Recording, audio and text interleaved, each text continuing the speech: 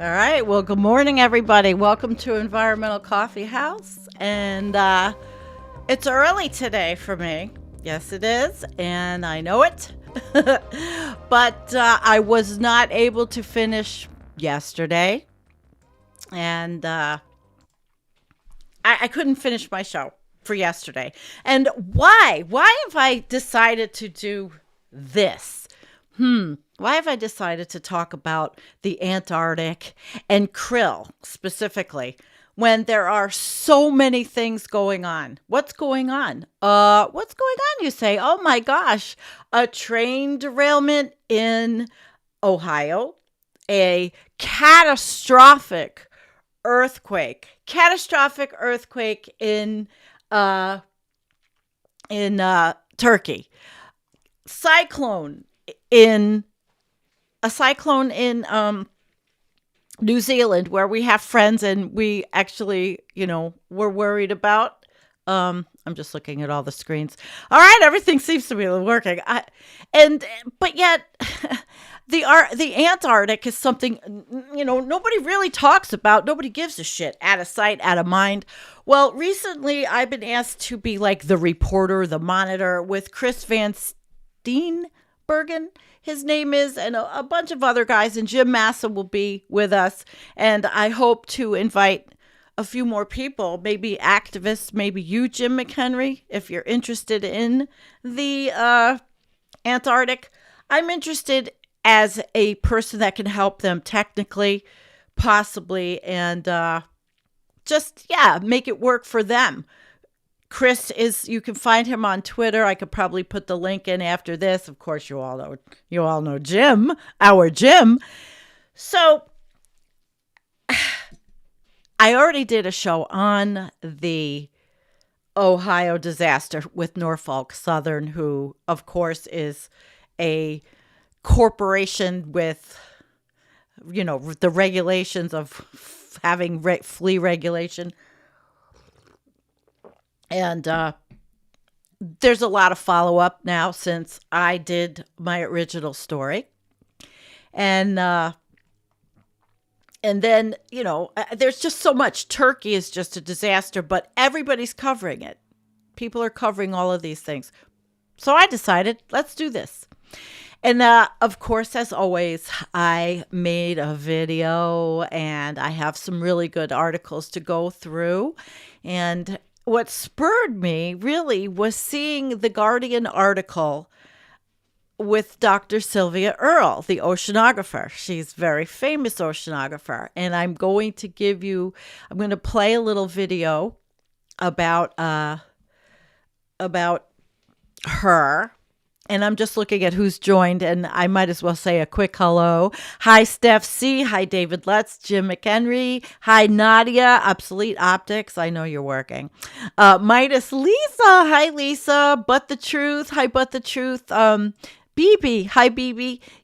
It's not my Old Sage Joe. Of course, it's obviously not. Did I say But the Truth? It's not my normal time, but we'll see what happens. I used to do a Wednesday morning show.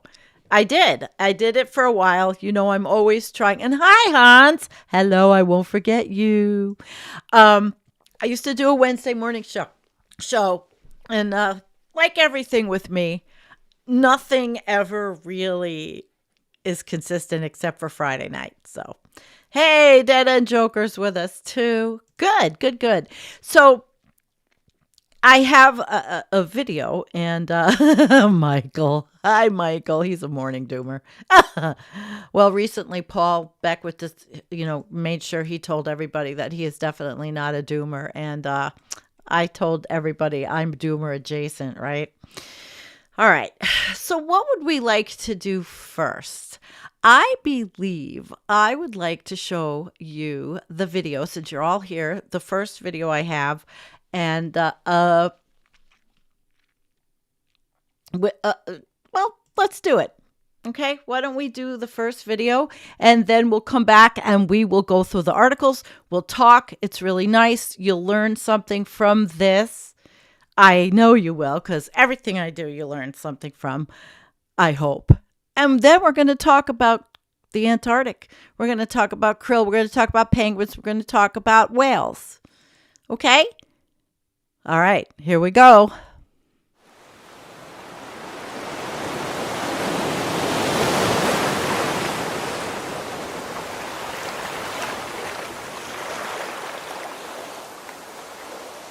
Including the time in 1970 when she and 4 other female scientists dove 50 feet to a tiny laboratory where they lived for 2 weeks. You could change clothes, there were microscopes, it really was a laboratory. But the real advantage was the gift of time, to be able to stay in the ocean for prolonged periods of time without going back to the surface. And it made such a difference getting to know a piece of the reef very well. By the time it was over, the aqua babes were nationwide celebrities. The southern right whales that we encountered today were, for some measure, I think, indifferent to our presence, and some showed some obvious curiosity, surfacing right next to us in the water and looking at us with their enormous eyes. Well, if you like to breathe, you'll care about the ocean. You may never see the ocean, never touch the ocean, but the ocean touches you every day, because without the ocean, there's no life on Earth. First question a lot of people ask, isn't it scary out there? Aren't you afraid? And I think, what's there to be afraid of? When I go down in a submarine, I revel in the life that I see. To speak for those creatures who can't speak for themselves. Sylvia doesn't like to think of herself as brave, but how else do you describe someone who has spent more than 7,000 hours underwater?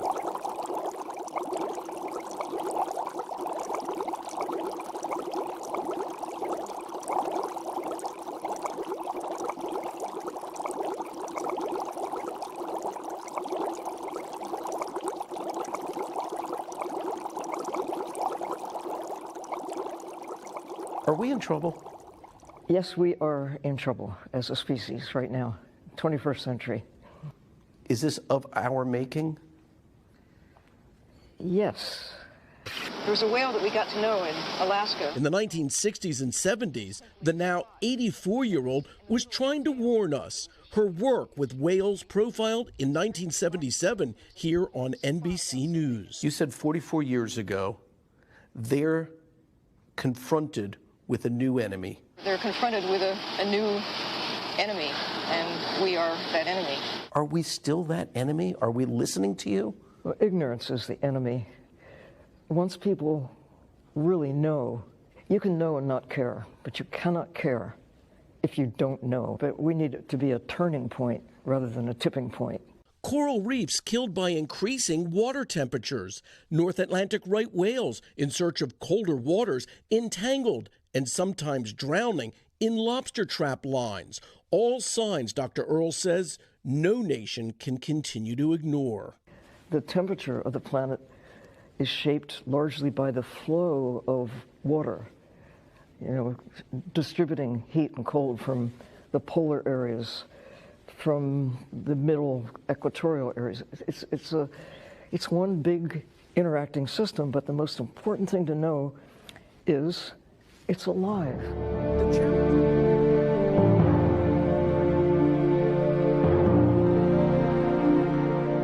Krill are these tiny crustaceans. They look like shrimp. They're the size of a paperclip, and they're the most abundant species in the world.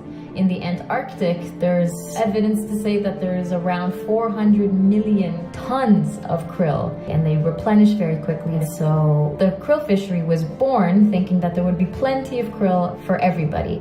The annual catch limit in the area is 1% of the biomass, which leaves 99% for species that feed on krill. But if you look closer and deeper into the numbers, you'll see that a lot of conservationists are concerned with the amount of concentrated krill fishing that's happening.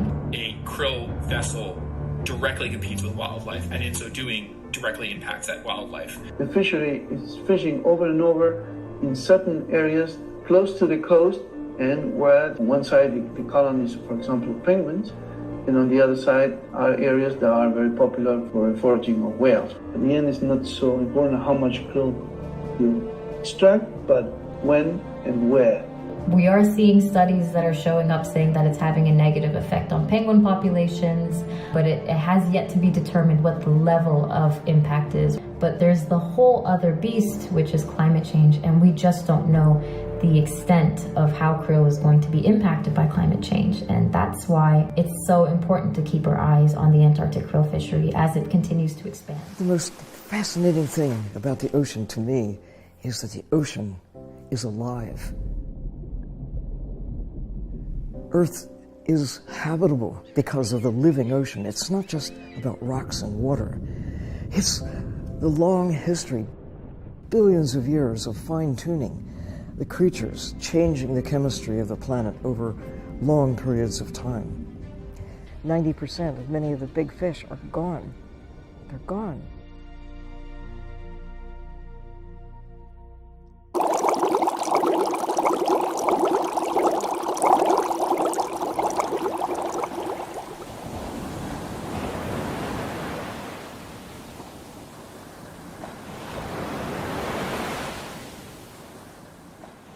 The world is blue. If you look at it from space, that image should alone inspire us to think that we too are sea creatures. We're as dependent on the ocean as any whale or any coral reef. Take away the ocean and know us. We have looked to the ocean as a place to put things we don't want and a place to take things, it seemed, in infinite quantity. We'll never run out of fish, it was thought. We've lost on the order of 90% of many of the big fish like tunas, swordfish, sharks, marlin, cod. Some of the techniques for fishing should definitely be banned. That includes bottom trawling. They're so destructive. It's like using a bulldozer to catch songbirds. You shake out a few pounds of protein, but you've destroyed the forest and everything that's in it. What can you do? Think about what you're eating. Make better choices. Know where the fish come from. I think of the ocean as the blue heart of the planet. Well, how much of your heart do you want to protect?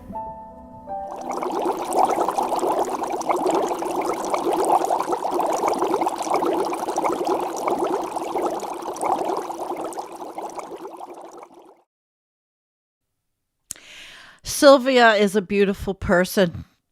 She's absolutely a beautiful person, and she loves the ocean. She's 84 years old and has had a history as an oceanographer and a marine biologist forever. I mean, for so long. And if I could get her as a guest, I haven't even tried. I would love to.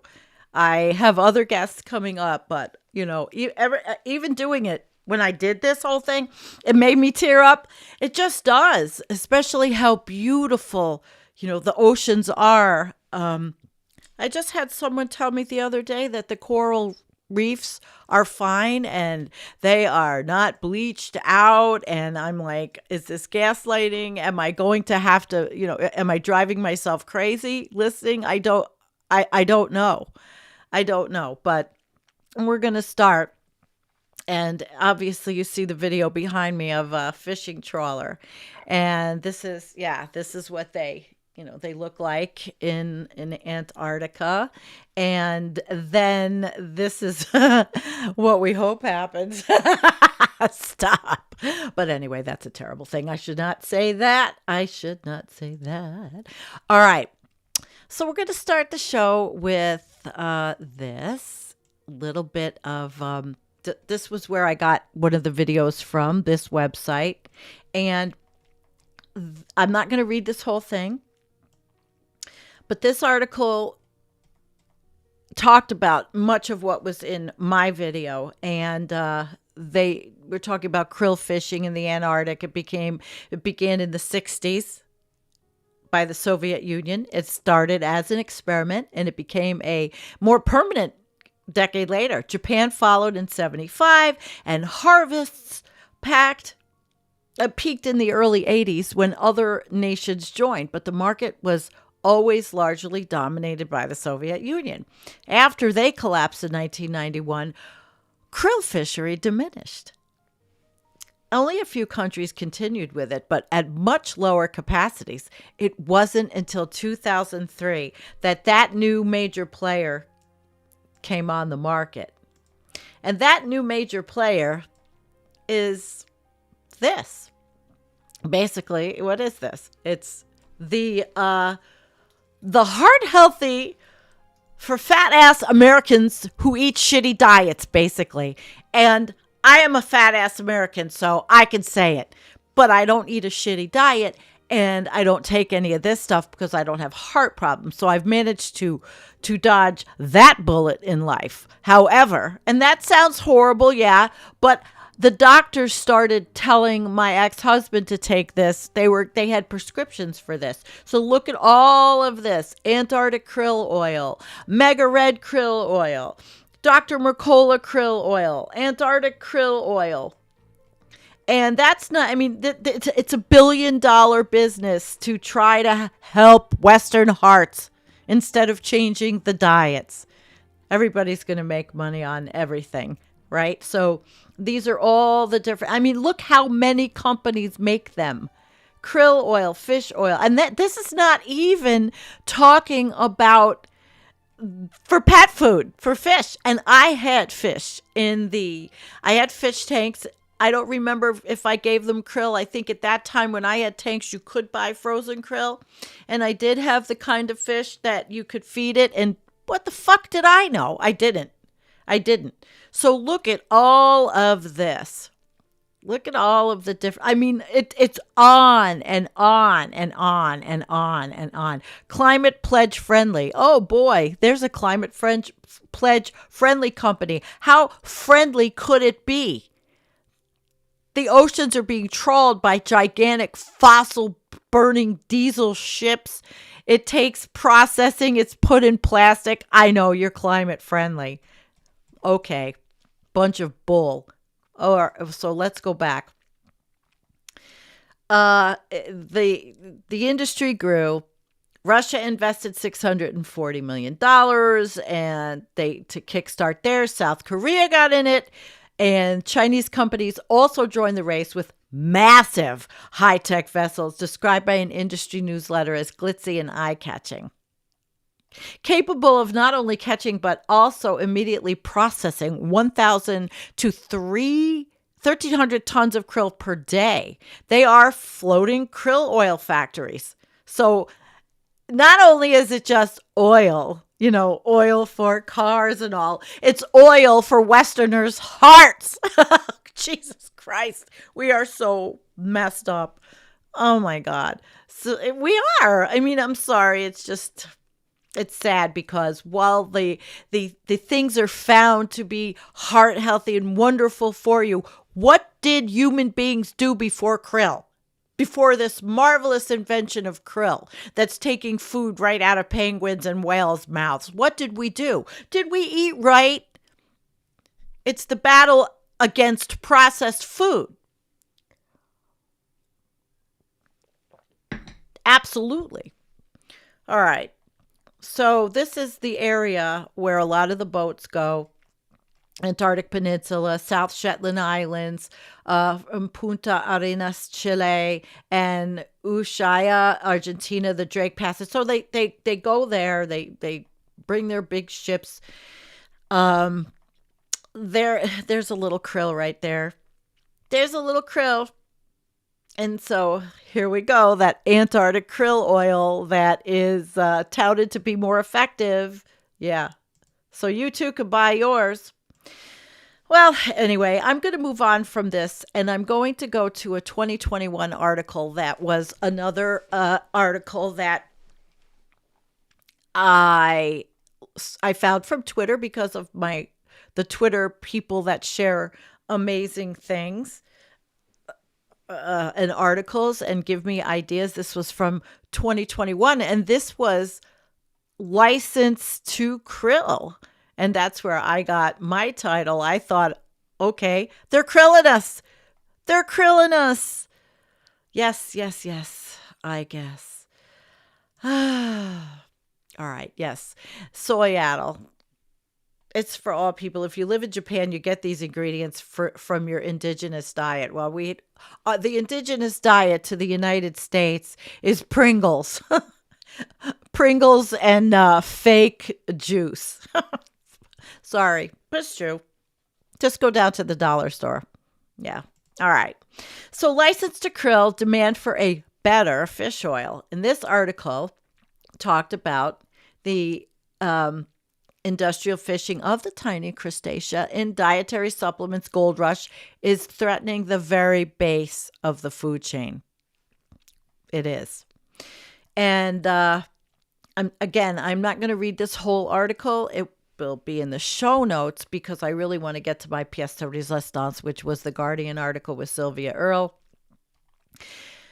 Krill have long been used in aquaculture to fatten farmed fish. That's even another, farmed fish, We have such an insatiable appetite for everything that we have to farm fish. We have to farm everything.